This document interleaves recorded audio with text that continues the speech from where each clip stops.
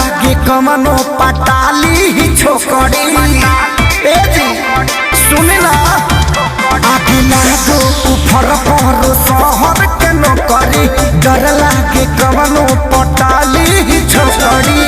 हो जाई काम भकमाई राजा जी हो जाई काम भकमाई राजा जी जीव के लोनी पर उठाली ही टेम्पू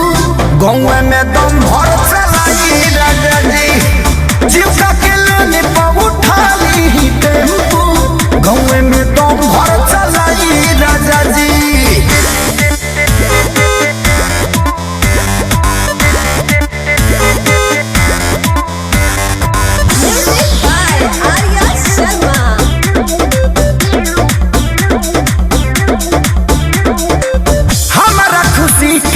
पल भर में छीनी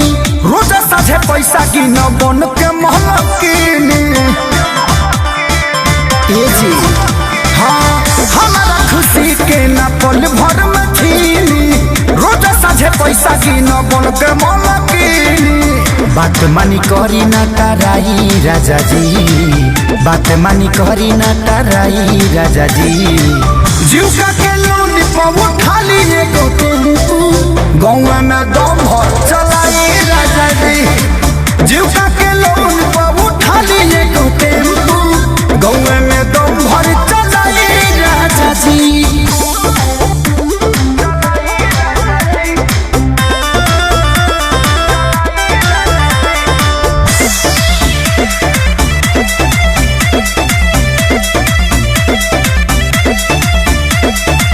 जाना तानी बिजनेस की होई न फेल जी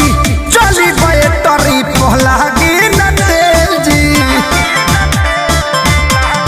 ए जी जाना तानी बिजनेस की होई न फेल जी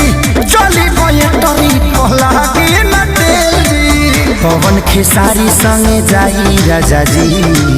संजय विकास दिलवाई राजा जी जीव के लोनी पर उठाली एगो टेम्पू गौवे में दम भर चलाई राजा जी जीव के लोनी पर उठाली एगो टेम्पू